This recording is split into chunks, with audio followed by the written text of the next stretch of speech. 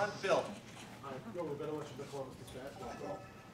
Could you just kind of address your decision to leave a place, arch rival, that you've been for so long, and what was it that made you decide to come here?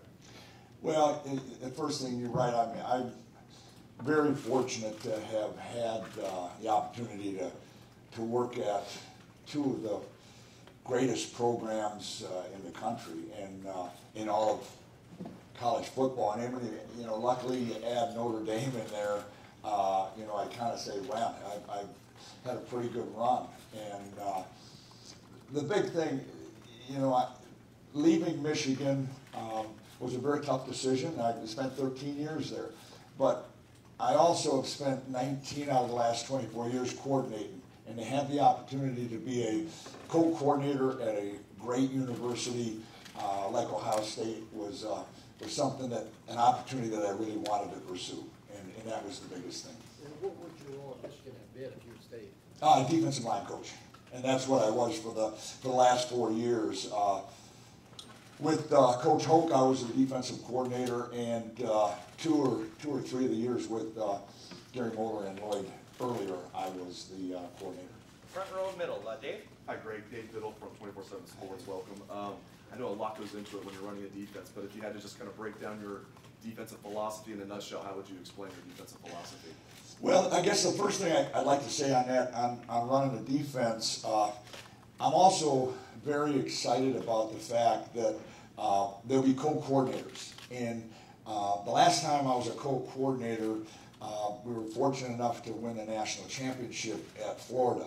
And we have a guy by the name of Jeff Hafley who will be co-coordinator, and Jeff is one of the very best secondary coaches around. And we've had the opportunity the last 3 weeks to meet, and really not even as much football as we wanted to, right? The last week or so we have.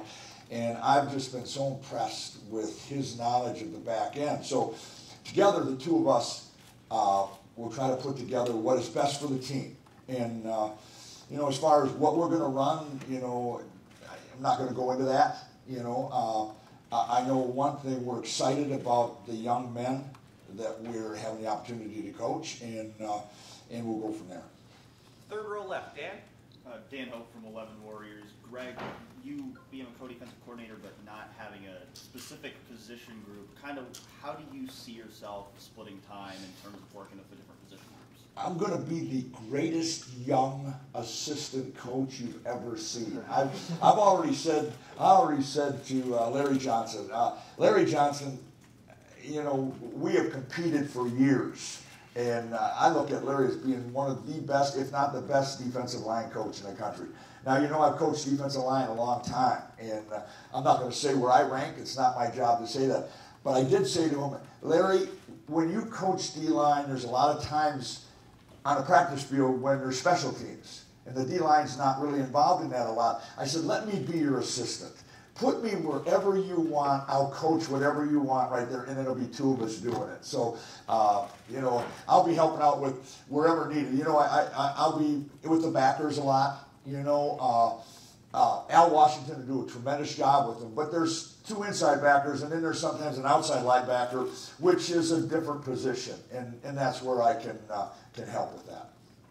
Front row right, Austin? Hey, Greg. Austin Ward from Letterman Row. When you said you wanted to come here, and Ryan Day's at the top. How familiar were you with him? What's your relationship like? What's it like now to be working under him?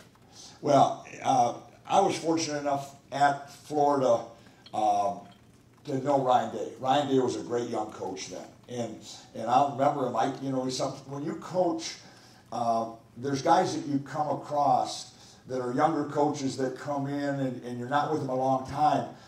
He's a guy that right away you knew. He said, this guy's good now. And then you watch where he's gone and what he's done. And then from afar, you see what he did the start of the season last year and where he's gone with that. And, you know, I just am excited. And then every day I'm around him. You know, that's the thing. Every day you're around a guy, you say, man, this guy's good. You know, I've been very fortunate. I've been with some great head coaches. I think Jim Harbaugh is a tremendous head coach. Brady Hoke, I thought, was a great head coach. Everybody that I've been fortunate enough to be with, you know, I'm gonna say it. They were great head coaches, and I'm really excited about being with Ryan. What was it like to prepare for his offenses the last couple of years? And what changes did he kind of make there? What challenges did he pose for you? Well, yeah, I'm not going to talk about that much, you know, right now. You know, I'm really, I'm not talking about that versus that kind of thing. You know, all I'm talking about is, you know, it's really exciting to be here. I'm happy to be here. Fourth row left, Andy. Hi, Andy Andrews, Buckeye Grove. Has there been any changes in your philosophy as a defensive coordinator since you were last coordinating a defense in 2014? I don't think there's been any changes. I think you grow. You know, when you're with good people. Again, I've been with some good people. Don Brown has had a great run up there, you know, at Michigan, and to be with him has been great. The thing I really believe in, and I'm glad, and Jeff believes the same thing. The two of us are right on the same page. Put the defense, run the defense that goes with your talent. And if you have talent in the back end, make that a big part. If you have talent in the front end, turn them loose. Let them do it. Don't water them down. And, you know, so I think the thing that we're going to do is find out through the spring practice and that where we are that way. And right next door, Colin. Colin Gay, the Lantern. I guess as a former defensive line coach, how can you evaluate what Larry Johnson has done at this university, especially continuing bringing in defensive line talent each year like he has? As I mentioned before, I have the utmost respect for Larry Johnson. Recruiting against him, whenever you play in a league together, you always get a chance to see the other team's defensive line. And I would always watch their defensive line and watch his coaching. And all you got to do is look what he's done with guys and where they've gone to the next level. And like I said, I have the utmost respect for what he's done. And if anybody, I mean, anybody that's ever watched, they know this guy's a great D-line coach. And I'm sure you've met Zack Harrison when you were recruiting him for Michigan. I'm just wondering your relationship with him, what you've seen out of him, getting him, or even when he made the decision to come to Ohio State. What have you seen out of Zack Harrison through the recruiting process and through his first couple weeks of workout? Zack Harrison is a number one, great character. That's the first thing. Number two, he's an unbelievable athlete. To be that big and that strong and everything like that. And then watching, like we had Matt drills today, and just watching him in the weight room, and that's what we've tried to do.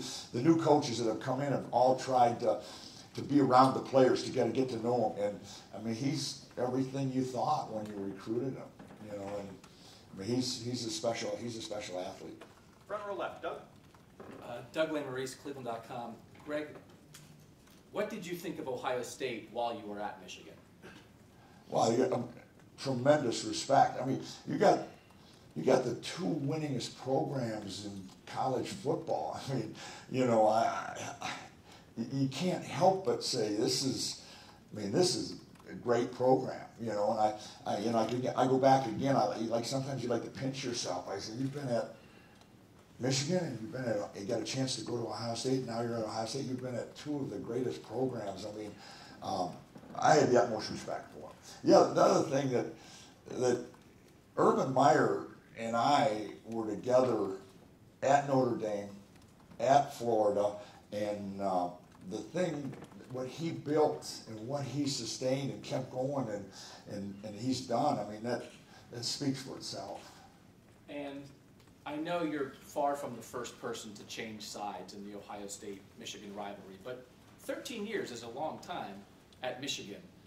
I know this is a business also, but isn't there something to that? Is there anything about this that was difficult for you to switch sides in this rivalry, or could possibly be difficult for Ohio State fans to embrace you after 13 years at Michigan? Well, I can't control what the Ohio State fans do. The only thing I'm going to tell you that they will see in watching me coach is they're going to see me give everything I can to this program.